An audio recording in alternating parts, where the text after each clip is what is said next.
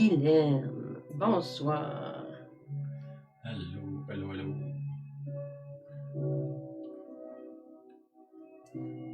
Allô, François. Allô, Renard, François. Allô, Marjo. Marjo, Richard. Richard. OK. Bon, ben, bonjour, bonsoir. Bonsoir à chacun. Bonne nuit pour d'autres. Pierre, Ginette. OK, couple d'annonces. On a une réunion de silence le 21 mars. Mhm. Après ça, on a un déjeuner pour hommes chez nous, là, à Sainte-Clotilde, 28 mars à 10h du matin. La réunion de silence, c'est à 1h. Comme toujours, amenez-vous un lunch. On a de plus en plus de plaisir à communier Amen. après la réunion. Puis durant la réunion, on a eu une bonne réunion, la dernière. Là, La vraiment, dernière. le Seigneur y a parlé. Beaucoup. Merci, Seigneur. Bonsoir, Liliane. Bonjour, Michel. Bonsoir. Michel, oui. OK. Semaine 4, on est encore dans la même étude là, sur le quête vers l'intimité avec Dieu. Dans la dernière semaine, on a vu que, dans le fond, Dieu a des attributs qui ne se transmettent pas. Hein. L'omnipotence, il est tout puissant, il connaît tout. Connaissance. Il est présent partout, omniprésent. Mhm. Ça, on peut dire que, comme je vous avais dit, il y a des fenêtres que, mettons, j'ai un don de prophétie, ben ça me permet une petite fenêtre qui s'ouvre, puis que je vois une partie de ce que Dieu voit, hein, mettons dans le futur ou dans le passé, là, ça dépend des prophéties ou des paroles de connaissance. La guérison, c'est la même chose, c'est une partie de la puissance de Dieu qui se révèle à un moment donné. Mais lui, personnellement, il est tout puissant, sans ombre de changement. Là, cette semaine, je veux qu'on voit, dans le fond, les attributs de Dieu qui sont transmissibles. Qu'est-ce que Dieu est, sa personnalité, sa personne, qu'est-ce qui peut nous être transmis, puis qu'est-ce qu'il désire nous transmettre. On va dire, là, on va parler plus de sa nature, son caractère. Là. On va aller voir ça. C'est quand Moïse demande à Dieu de se révéler à lui. Okay? Exode 33, verset 13, c'est Moïse qui parle, qui dit « Maintenant, si j'ai trouvé grâce à tes yeux, fais-moi connaître tes voies, alors je te connaîtrai, je trouverai encore grâce à tes yeux. » Ça, c'est Exode 33, 13. 33, 18, Moïse dit « Fais-moi voir ta gloire. » OK? Puis là, Dieu apparaît, on va le voir plus loin, là. Mais dans ce que je viens de lire, là, je veux mettre de l'emphase sur certaines choses, si j'ai trouvé grâce. Hein? Puis on peut dire que nous, on est sous l'ère de la grâce. Là. Jésus est venu puis il nous a donné la grâce. Hein? C'est par la foi, par la grâce qu'on est sauvé. Par la foi en croyant, mais Dieu nous transmet sa grâce, on va dire. Il dit, fais-moi connaître tes voies. Dieu, il y a des voies, des façons de faire, de penser. On a déjà vu que le royaume de Dieu, ça... Comment je dirais, les voies du royaume, les règles du royaume de Dieu, les règles de nos vies en dehors du royaume de Dieu, puis dans le monde, souvent c'est opposé même. Là. Ça n'a pas rien à voir un avec l'autre. Là, il dit, alors, fais-moi connaître si j'ai trouvé grâce, si je connais tes voies, alors je te connaîtrai, je trouverai encore grâce à tes yeux. On va dire, plus qu'on le connaît, plus qu'on a la révélation de sa grâce. Amen. Plus que Dieu va se révéler à moi, plus... Puis le mot grâce, on l'a déjà dit, là, grâce, ça veut dire que c'est une faveur qu'on ne mérite pas. Plus que j'ai la révélation de Dieu, plus que j'ai la révélation que je ne mérite pas, puis plus que je suis émerveillé qui me donne sa grâce, sa faveur, hein, une faveur que je ne mérite pas. C'est que j'ai deux révélations en même temps. La faveur, là, je me rends compte à quel point Dieu est là dans les moindres recoins de ma vie, les moindres interactions, les moindres choses. Puis, en même temps, j'ai comme cette révélation-là que je ne le mérite pas. Puis, dans le fond, je vous ai déjà dit, là, on ne le mérite pas, on ne le méritera jamais. Mais c'est pas, il faut pas tomber dans l'apitoiement. Pauvre de moi, je ne le mérite pas. Non, c'est une vérité. Hein? Jésus, il dit, je suis le chemin. Et on parle des voies ici, les voies de Dieu, la vérité et la vie. Bon, si je reconnais la vérité sur moi-même, là, comme je vous dis, la grâce, faveur que je ne mérite pas, il faut que je comprenne que je ne le mérite pas. Ça, c'est la vérité. Mais il me donne, sa faveur, il me la donne quand même. Comment je dirais, restons dans l'humilité. Je vous ai fait un petit vidéo là-dessus, l'humilité. Restons humbles parce qu'on sait qu'on ne mérite pas, mais ne nous privons pas parce que on s'apitoie sur nous-mêmes, pauvre de moi. Là. Non.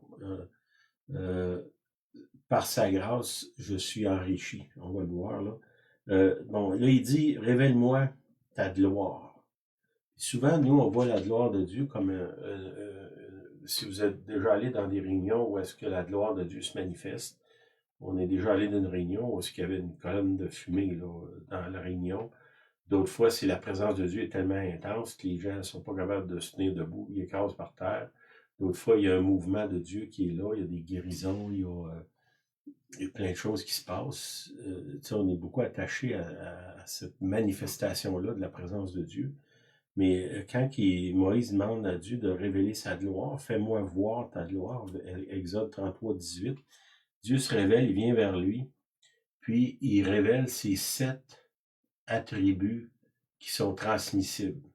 Ça veut dire que c'est des attributs que par la grâce de Dieu, par la puissance du Saint-Esprit, par le sacrifice de Jésus, par l'amour du Père, peuvent m'être transmis. Puis là, comme je vous dis, c'est encore, il faut que je comprenne que c'est une faveur que je ne mérite pas. Si je ne la mérite pas, c'est parce que je ne l'ai pas. C'est que j'ai besoin de la faveur, OK, pour les avoir. Ça, Exode 34, 5, l'Éternel descendit dans une nuée. Exode 34, verset 5, oui.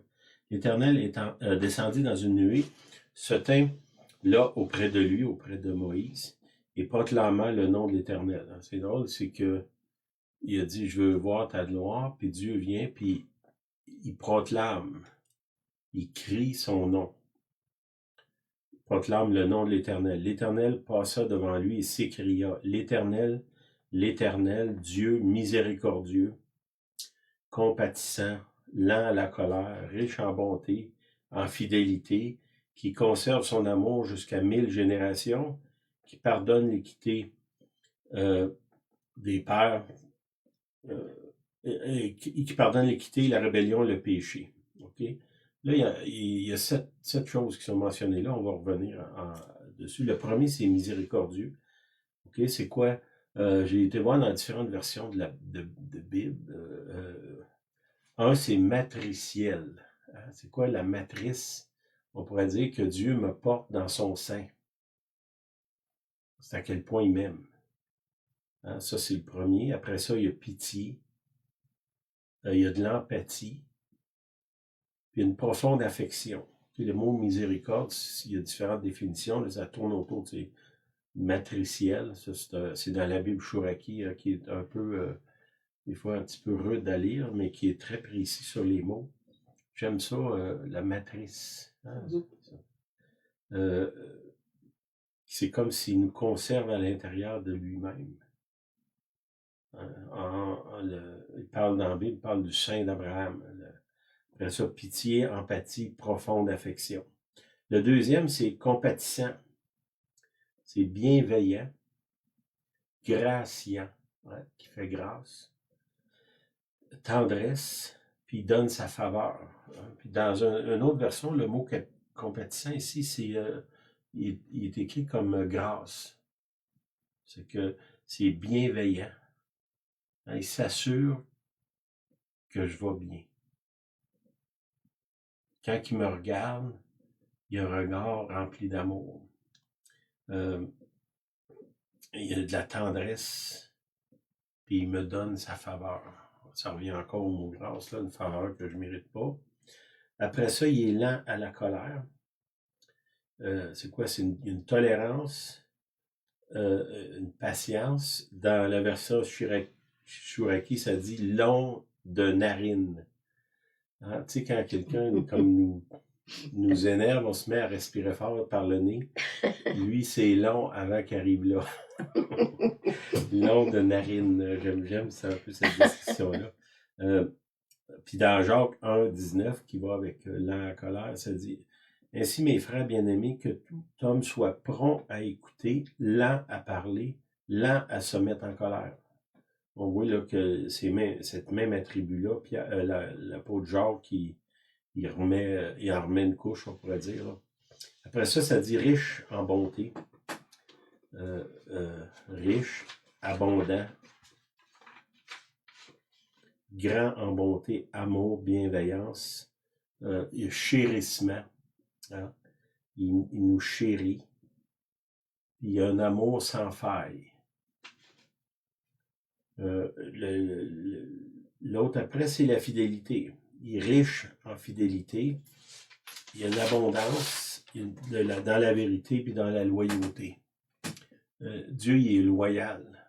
Nous, on ne l'est pas tellement souvent, là. OK. Il continue en disant « Il conserve son amour jusqu'à 1000 générations. C'est un amour engagé, endurant, non basé sur les mérites des autres, mais sur une relation d'alliance. Hein? En hébreu, ça dit « Bérit », B-E-R-I-T. Dieu reste fidèle même quand son peuple ne l'est pas. Puis ça, c'est important. Nous, souvent, on peut parler de fidélité dans un couple, mais on peut parler de fidélité en amitié, fidélité à l'Église. Puis souvent, nous, quand on a l'impression que les autres sont pas fidèles, parce que des fois, c'est juste une impression, là, on évite à les laisser tomber. Hein? Le Seigneur, lui, combien de fois, nous, on n'est pas fidèles? Hein, il y a des choses simples dans la Bible que Jésus nous demande, qu'on n'a pas besoin d'une grosse explication, c'est clair ce que ça veut dire, puis on n'est pas fidèle dans ces choses-là. Puis là, je revenais en arrière, là, on a fait le tour des 7. Puis, comme je vous ai dit, c'est des attributs qui sont transmissibles. Bon, il faut premièrement que je reconnaisse que soit que je ne l'ai pas, ou que je ne l'ai pas complètement. Hein? Par le premier, je reviens en arrière, miséricordieux, matriciel, si je pense à moi, combien de gens je porte dans mon sein? Hein, Paul il dit, je souffre pour vous jusqu'à... j'ai dit ça, je souffre les douleurs de l'enfantement. Je souffre les douleurs de l'enfantement jusqu'à ce que Christ soit formé en vous. On a vu ça l'autre semaine. Bon, il souffre dans son intérieur parce que Christ n'est pas formé dans les autres. Hein, nous, on est plus portés à dire, ben, arrange-toi. La pitié, de l'empathie. Alors, on peut dire qu'on a peut-être besoin un peu d'amélioration dans ce domaine-là. Profonde affection. Hein, c'est pas une affection qui comment je dirais, je t'aime parce que ça m'avantage. C'est bon pour moi. Ici, là, il parle de même si tu fais rien pour moi, je vais t'aimer quand même. Bon, ça, c'est Dieu, là. Je dis, je suis pas prête à prétendre que nous, on est là. Mais il y a quand même cet attribut-là. Si on regarde dans Galates 5,22, les fruits de l'esprit, si ça s'apparente à ces attributs-là, ça dit c'est les fruits de l'esprit. Si je laisse le Saint-Esprit abonder en moi, j'y laisse la place, ben il va porter ses fruits en moi. Comme je vous dis, ça ne vient pas de nous. Là, c'est pas là, je vous donne un devoir à partir d'aujourd'hui, il faut que vous soyez miséricordieux. Là. J'ai dépassé ce genre d'attente-là dans ma vie chrétienne, de moi-même puis des autres. Là. Si c'est pour arriver, ça va arriver seulement par la grâce. Bon, je peux demander ça des autres, mais peut-être commencer à le demander de moi-même. Là. Puis si mettons que j'aurais ces attributs-là en opération dans ma vie, même si ça serait je sais pas, moi, à 10%, déjà là, mon niveau de tolérance envers les autres serait multiplié par 1 million. Là. Puis ce qui se passe, on reproche aux autres de ne pas nous tolérer, mais nous, il est où notre niveau de tolérance? Là? C'est pas... Après ça, il dit compatissant, il est bienveillant, graciant, donne sa faveur. Moi, je donne pas ma faveur parce que je m'attends à quelque chose en retour ou à condition que tu me donnes la tienne. C'est, comme je vous ai dit, je reviens à l'idée, une faveur que tu mérites pas. Même si tu ne la mérites pas, je vais t'en donner quand même. Mhm. Que ce soit de l'écoute, de la compassion, il parle de bienveillance, de la tendresse. Hein? Nous, quand ça ne fait pas notre affaire, on vient rude. Mm. On vient plus papier sablé que d'autres choses. Là. Continue lent la colère. Hein? Long de narine. Puis là, Jacques nous donne un conseil un peu comment arriver là. Il dit, sois prêt à écouter. Puis souvent, quand quelqu'un nous parle, ça qu'on on a hâte qu'il finisse pour qu'on s'en aille. Ou trop souvent, on n'écoute pas ce qu'il dit, on est en train de préparer la réplique. Le prompt à écouter, lent à parler, lent à se mettre en colère. Je pense qu'il y a une espèce de progression dans ça. Si je ne suis pas prompt à écouter, je vais être prompt à parler, puis sûrement prompt à mettre en colère. Mhm. C'est peut-être le départ, c'est d'apprendre à me taire. Une des choses que j'aime dans la réunion de silence, c'est drôle parce que l'Église est là, puis pendant au moins 1 heure, on est en harmonie. Parce que personne ne parle. Des fois, ça se gâte après. Là. Il y a des gens qui se plaignent. Ouais, tel, il m'a dit ça. Je trouve qu'il est pas mal rude. Mais durant le silence, il y a de l'harmonie. Puis je pense que si on le fait en une réunion de silence, là, mais si on est prêt à écouter, donc ça veut dire qu'on est des gens qui parlent pas beaucoup. Qui apprennent à se taire. Apprendre à se taire. Mhm. Je pense que Julienne a peu confirmer ça, mais je pense que une des raisons de notre bonheur comme couple, c'est qu'on a appris à se taire. Mhm. Puis l'idée de on se dit tout, là, j'ai pas vu grand monde que ça allait améliorer leur cas en faisant ça. Si on apprend à se taire, on garde l'harmonie. Puis souvent, quand on est prompt à parler, c'est parce qu'on est déjà dans le mode colère. Puis ce qu'on va dire, ça va endommager la relation. C'est vrai dans un couple, c'est vrai avec des enfants, c'est vrai avec les gens avec qui on travaille, c'est vrai partout. Si on apprend à se taire, puis comprendre, tu sais, la grâce de Dieu, c'est une faveur que je ne mérite pas, que les autres méritent, pas plus, mais que Dieu veut leur donner. Puis si je comprends que, mettons, je suis chrétien, je transporte la présence de Dieu, cette présence-là est là sur moi, je n'ai pas besoin de parler. Elle émane de moi. Comme un rayonnement. Les gens du New Age, ils parlent de l'aura. Là, ben, vous comprenez que si j'ai la lumière de Dieu, ça parle dans Jean 1, cette lumière qui éclaire tout homme. Hein, c'est ça que ça dit dans l'épître de Jean, l'évangile de Jean. Cette lumière qui éclaire tout homme, ça, il parle de la lumière, c'est une des descriptions de Jésus. Elle est venue chez les siens, mais les siens ne l'ont point reçue. La lumière, c'est Jésus. Bon, vous comprenez que Jésus, là, c'est pas un 100 watts, là. C'est des milliards de watts, là. Des milliards de trillions, des chiffres qu'on ne peut pas compter. Hein? C'est que si sa présence est là en moi, définitivement, cette lumière-là émane de moi, là. Pas parce que je suis bon, là, parce que lui est bon.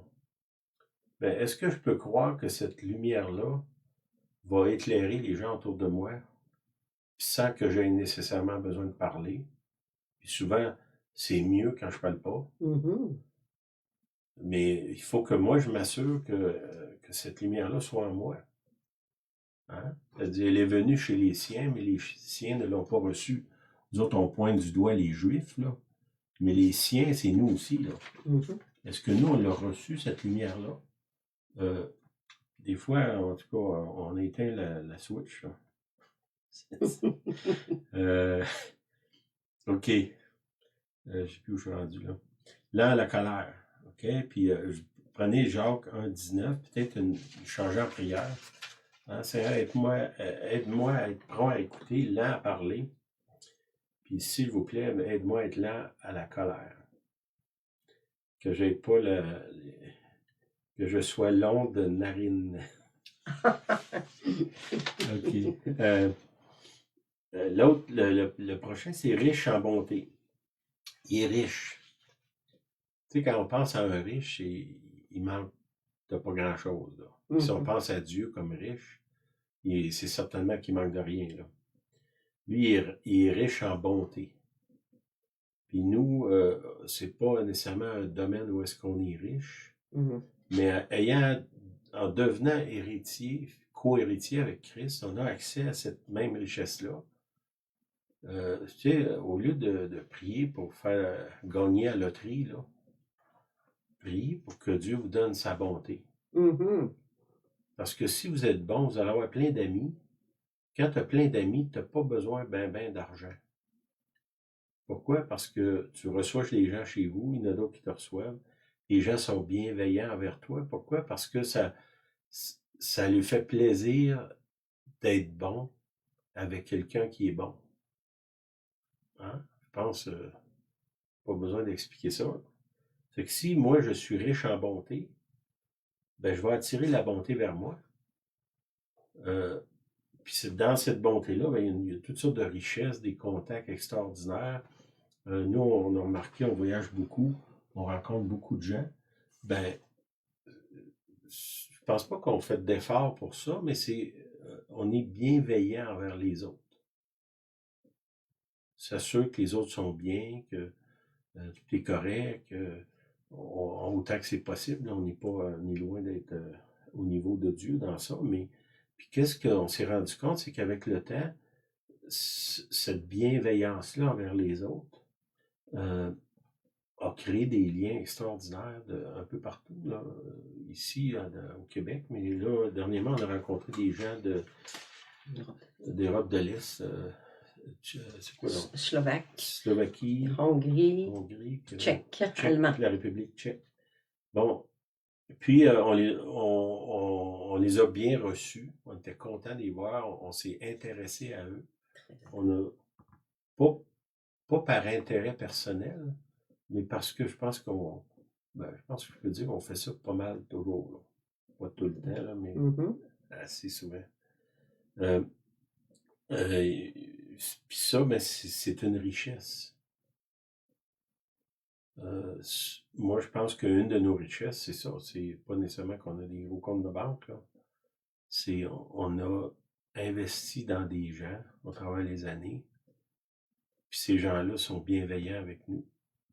Il y en a qu'on a investi, qu'on les a jamais revus. Mais notre bonté ne s'efface pas pour ça, là. OK. Ici, ça dit en chérissement. Hein, on chérit les autres. C'est un amour sans faille. Bon, je pense pas qu'on est là, mais ça, on parle de la riche en bonté de Dieu. C'est un amour, une bienveillance, le chérissement, une attention abondante envers les autres. Après ça, il continue en disant la fidélité. La fidélité s'est rendue une denrée rare dans notre monde. Puis ça, c'est triste parce que tout le monde souffre de ça. Quand on n'est pas fidèle, ce que ça fait, ça développe une société cynique. que les gens ont presque, avant qu'on approche, ils ont quasiment décidé qu'on va les laisser tomber. Parce qu'ils ont une historique de gens qu'ils ont laissé tomber. Sans, des fois, on voit pas que nous aussi, on laisse tomber les autres. Là. Oui. Puis, comme je vous dis, ça développe une société cynique où est-ce que c'est de plus en plus compliqué d'avoir des amis, d'avoir des relations amoureuses durables, puis comment je dirais ça? Où est-ce qu'on est heureux, là? Puis ça, ben, c'est triste, là, parce que puis Dieu ici il nous offre, dans le fond, comme je vous ai dit, c'est les attributs de Dieu qui sont transmissibles. Puis quand il dit « Fais-moi voir ta gloire », ben si je suis pour révéler la gloire de Dieu, selon ce passage-là, c'est en vivant puis en expérimentant ces attributs de Dieu-là. Puis j'ai envie de dire que ça porte du fruit beaucoup plus long que les miracles, les guérisons, les prophéties et ces choses-là. Parce que, je peux vous dire, au travers des années, moi, j'ai prié pour des gens qui ont eu des guérisons de cancer, d'autres guérisons, des prophéties qui ont changé leur vie. Puis, il y en a beaucoup dans ça, je les ai jamais revus. Ça n'a pas eu à avoir un effet de changer leur vie. Puis ça, ben, ici, ces fruits-là, qu'est-ce que, dans le fond, c'est axé sur quoi? Tous ces fruits-là sont axés sur le développement des relations personnelles profondes à un haut niveau. Toute la nature de Dieu, les 7 attributs de Dieu là, qu'on parle, c'est toutes des choses qui font qu'on garde nos amis, qu'on reste fidèle, que les gens restent fidèles à nous, puis qui nous délivreraient de la société de solitude dans laquelle on est. Puis là, on veut que les autres portent ça vers nous. Tu sais, moi, je veux que les autres soient fidèles, mais moi, bon, c'est pas si grave. Je veux que les autres soient riches en bonté envers moi, mais moi, demande-moi rien. Puis c'est lent la colère. Je veux pas que les autres se fâchent, mais moi, je me fâche facilement. Puis c'est vrai comme ça. Prenons ça pour nous-mêmes. Seigneur, donne-moi de vivre. Ou transmets-moi ces attributs. Que je puisse expérimenter ça. Puis je vais être capable d'aimer même s'il n'y aurait même pas de retour. Fait qu'au lieu de demander aux autres de porter ces fruits-là, demandons au Seigneur de nous les donner à nous. Puis peut-être que, comment je dirais, il y a quelques rencontres que j'ai faites dans ma vie, que j'ai vu ces attributs-là sur des gens. Ça m'a donné l'espoir que ça existe, que c'est pas juste Dieu là, qui a ça, puis qui a gardé ça pour lui. C'est des choses qu'il veut nous donner, qui sont pas en nous. C'est pas là, naturellement en tout cas, puis pas, si c'est là, c'est pas à un haut niveau, là. Puis ils disparaissent facilement quand on est contrarié. Puis le Seigneur, lui, il veut nous transmettre ça. Puis si, c'est important, là, parce que, tu sais, on veut que d'autres gens entrent dans le royaume de Dieu. Mais pour entrer dans le royaume de Dieu, il faut qu'ils le voient, leur royaume. Hein? Il y a déjà quelqu'un qui m'a dit, il se faisait témoigner par des gens qui venaient dans une de nos réunions, là, qui, mettons, il expérimentait pas trop ces affaires-là. Là. La personne m'a dit, est-ce qu'il faut que je devienne pire que je suis pour faire partie de votre groupe? En voulant dire, les gens de votre groupe qui me parlent de Jésus, là, leur comportement est pire que le mien. Puis moi, je connais pas Jésus. Fait que c'est quoi, ça me donne quoi de connaître Jésus, là? Puis le pire, c'est que je ne pouvais pas défendre ça, là, je savais qu'il avait raison. C'est qu'il faut que ça change, ça. Tu sais, Jésus il dit aux pharisiens, il dit, à cause de vous, le nom de Dieu est blasphémé parmi les nations. Puis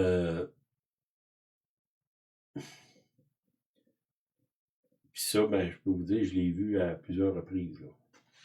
Ça, c'est des choses qu'on peut demander au Seigneur. J'ai pas, comme je vous dis, j'ai pas l'impression que c'est là sur nous autres, ça coule à flot, là. Mais il faut que ça commence à quelque part. Ça commence par nous, par moi, par Julienne, par vous, de demander au Seigneur. Mais Seigneur, je vois ça, là, puis là, ben, c'est triste, mais vous n'aurez plus d'excuses, là. Je viens vous le dire, là.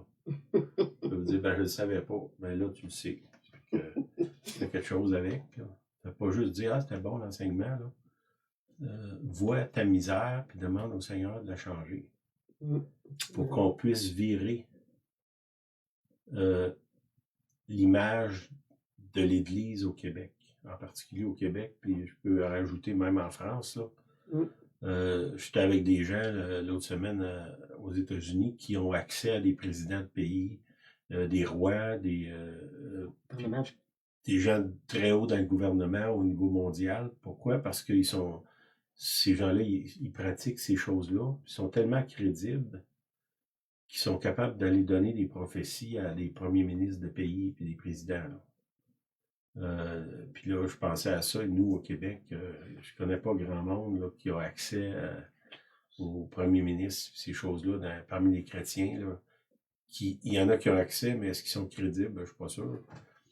Puis ça, ça doit être transformé. Là, puis ça, il faut comprendre que le Seigneur donne-nous ces attributs-là qui viennent de toi, qui fait que les gens vont, comment je dirais, vont vouloir être autour de nous. Parce qu'ils vont se sentir bien. Tu sais, comme je vous disais dans Jean 1, quand il dit que la lumière, c'est Jésus qui vient sur nous. Puis là, il est venu chez les siens, ils ne l'ont pas reçu. Mais à ceux qui l'ont reçu, il a donné le pouvoir de devenir enfants de Dieu, lesquels sont nés ni de la chair, ni... Je me souviens pas de... Jean 1, là, ni de la chair, puis il y a une autre chose, mais de l'esprit. Mais de l'esprit. Si on est né de Dieu, puis qu'on a reçu cette lumière-là, laissons briller cette lumière-là. Hein, il dit dans la parole, ne mets pas une chaudière sur la chandelle, là, parce que personne ne va rien voir. Ben, c'est la même chose pour nous, mais premièrement, il faut qu'il y ait la lumière, la chandelle, la lumière soit allumée. Premièrement. Demandons au Seigneur que sa lumière vienne vers nous. OK. Conserve son amour jusqu'à 1000 générations. Là aussi, on peut en prendre un peu de ça. Pardonne l'iniquité, la rébellion et le péché. Dans Romains 3,23, ça dit « Car tous ont péché et sont privés de la gloire de Dieu. » Puis là, c'est quoi la gloire? Bon, on vient de le voir, c'est quoi? C'est quoi quand Moïse il dit « Montre-moi ta gloire », ben c'est ça que Dieu il montre. Étrangement, il ne montre pas comment il a dessiné l'univers, il montre son caractère. C'est ça la gloire de Dieu. Puis là, ça dit dans Romains 3,23, « Car tous ont péché et sont privés de la gloire de Dieu. » C'est ces attributs-là que le Père, du Père que Jésus est venu nous révéler et nous communiquer par le Saint-Esprit. Si on regarde, quand Jésus a marché sur la terre, il a mis en pratique ces choses-là, puis il a promis au Saint-Esprit, aux disciples, je veux dire, de leur envoyer le Saint-Esprit, celui qui vous rend capable de pratiquer ces choses-là, de devenir comme ça.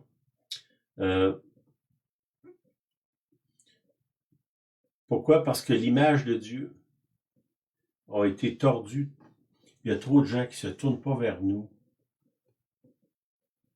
quand ils cherchent des réponses. Tu sais, on est fâché contre la sorcellerie, puis tout le New Age, tout ça.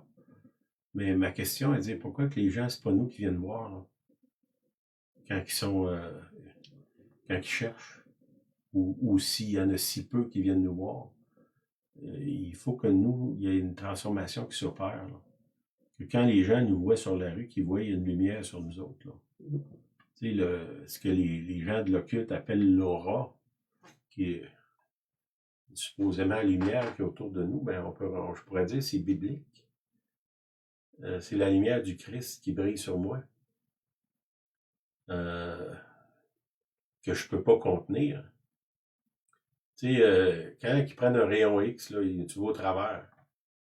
Imaginez-vous la lumière de Jésus qui est dans moi, ça devrait Rien dit.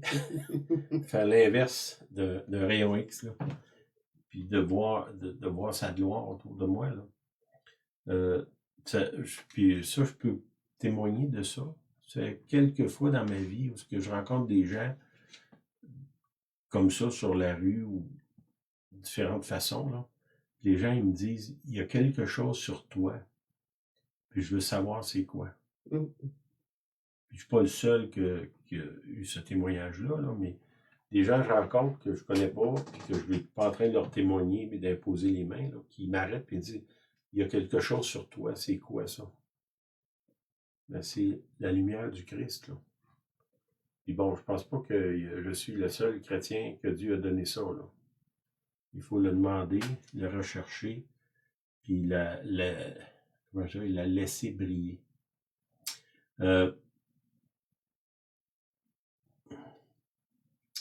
Dans Éphésiens 4.1, on va finir avec ça.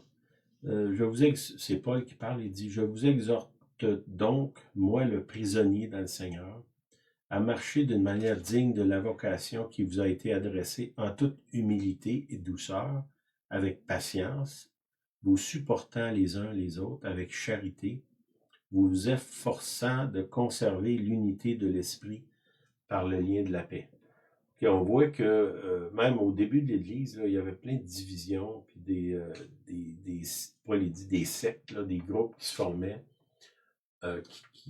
qui avaient une opinion, puis là, ils étaient contre l'opinion de l'autre, puis tout ça. Puis là, il exhorte, il dit, j'ai envie de dire, il faisait ça, mais essayez donc de vous aimer, là. Mm. Puis là, si nous autres, on est sincères, on dit, Seigneur, je ne sais pas, moi, comment aimer. C'est pas dans ma nature. Je me rends compte que ça ne dure pas longtemps, là. Ma patience, ça ne dure pas longtemps. Ma fidélité, pas trop. Aussitôt que l'Église me contrarie, moi, je change d'Église. Mm. C'est vrai avec les amis, il y en a d'autres, c'est avec leurs conjoints. C'est pas dans notre nature. Mais il faut le demander au Seigneur.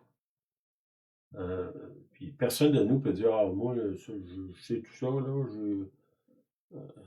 ouais, ok. Peut-être tu le sais, mais il faut le mettre en pratique aussi, là. Mm-hmm. Puis comme je vous dis, là, moi, je ne m'élève pas pour dire, ah, moi, je comprends tout ça, là. Je pense que c'est un défi que je me lance, je vous lance, de rechercher ça, peut-être de le prier. Puis je vais finir avec une prière, c'est dans le psaume 51:10. Ouais. Ça, peut-être, là, pour arriver là, de prier ça. Il dit, Dieu, aie pitié de moi dans ta bonté, selon ta grande miséricorde, efface mes transgressions, lave-moi complètement de mon iniquité, purifie-moi de mon péché, car je reconnais mes transgressions et mon péché est constamment devant moi. Là, on peut dire, là, il appelle la grâce, hein? Je vois mon état, je suis absolument certain que je ne mérite pas ta grâce, mais je te la demande quand même, parce que je sais que toi, tu es bon et tu es miséricordieux. Okay. J'ai péché contre toi seul, j'ai fait ce qui est mal à tes yeux, en sorte que tu seras juste dans ta sentence, sans reproche dans ton jugement. Voici, je suis né dans l'iniquité et ma mère m'a conçu dans le péché, mais tu veux que la vérité soit au fond du cœur, fais donc pénétrer la sagesse au-dedans de moi. Là, dans le fond, dans ce passage-là, il reconnaît profondément son incapacité à vivre selon les principes de Dieu. Quand il dit « Fais-moi connaître tes voies », quand Moïse dit ça à Dieu, lui il dit « je vois tes voies, là, puis je vois que je suis pas capable de le faire. » Puis là, qu'est-ce qu'il fait? Il implore sa pitié, sa bonté, sa miséricorde, sa capacité d'effacer les transgressions, de me purifier. Pourquoi ça vient? Il reconnaît son état. Puis ça, je pense que c'est super important. Il y a une forme d'orgueil religieux dans l'Église, de suffisance, qui nous prive de sa grâce. Parce que, tu sais, une des conditions d'avoir la grâce, c'est que je reconnais que je ne la mérite pas. C'est que, à quel point c'est important, ben, c'est au cœur de tout ce que Dieu fait. Moi, je pourrais parler encore là-dessus, mais moi, j'en ai assez dit. Seigneur, fais-moi voir ta gloire. Amen. Amen. Hein? Puis j'ai envie de dire, Seigneur, imprègne-moi de ta gloire, de ces 7 caractéristiques de qui tu es, que tu m'as promis par Jésus-Christ de me transmettre, mais que je reconnais que je n'ai pas naturellement en moi. Quand je vous dis, tombez pas dans la pitié, là, ça ne donne rien. Reconnaissez votre état, tournez-vous vers lui, puis remerciez-le parce que c'est son désir de nous le donner, puis il sait qu'on ne le mérite pas. Fait qu'il n'y a pas de débat sur le fait qu'on le mérite ou non, là.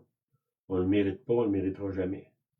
Fait que faisons la paix avec ça, mais tournons-nous vers le fait que lui, il a désiré. Ça dit comment? Il a dit, j'ai grandement désiré prendre ce repas avec vous. C'est ce qu'il dit aux disciples, qui étaient sur le point de le renier. Là. Mais Jésus n'a pas changé. Tournez-vous vers lui, demandez-lui, reconnaissez votre état, puis il ne cesse, vous pouvez dire, ben Seigneur, la miséricorde, là, c'est pas trop mon fort, là. J'ai besoin de ça. Viens, éclaire-moi. Amen. Amen. T'avais-tu quelque chose? Je vais aller à Éphésiens 4.1 que je remarquais. Si on regarde là, les Éphésiens chapitre 4 verset 2, qui dit humilité, douceur, patience, vous supportez, charité, c'est l'amour, conserver l'unité de l'esprit, le lien de la paix. Tous sont ces attributs-là pour marcher dans l'esprit. Il y a un verset qui dit « Marchez dans l'esprit et vous n'accomplirez plus les désirs de la chair. Donc, pour marcher, regardons les 7 attributs, puis en aucun temps on est capable. Nous sommes incapables. C'est pas pour rien que Jésus est monté au ciel. Il a dit, je vais vous envoyer quelqu'un pour vous rendre capable. Donc, à chacun des points d'attribut, on pourrait dire, ben là, moi, je vais bien en douceur. Aujourd'hui, là, ça va bien en douceur. Non, non. Aujourd'hui, ça va, mais j'ai encore besoin de la douceur. Donc, marcher dans l'esprit, c'est un travail de tous les jours, je dirais, par l'Esprit Saint qui nous rend capables. Amen. Amen. Puis ça, c'est la gloire de Jésus qui est là, qui nous transmet. Tu sais, dans toutes les religions, il n'y a aucune religion que Dieu se donne, c'est lui qui se donne. Les autres religions, c'est le fidèle qui se donne. Nous autres, c'est Dieu qui se donne. Ça, c'est supérieur à toutes les autres formes de culte, de religion qui existent sur la planète. Puis ceux qui ont expérimenté cette puissance-là de transformation, ça leur donne une vie extraordinaire. C'est ce que Dieu veut nous donner. Amen. Amen. Apprends-nous à aimer, Seigneur. Apprends-nous à aimer. Ben, merci d'être là. Merci d'être avec nous. Bonne semaine.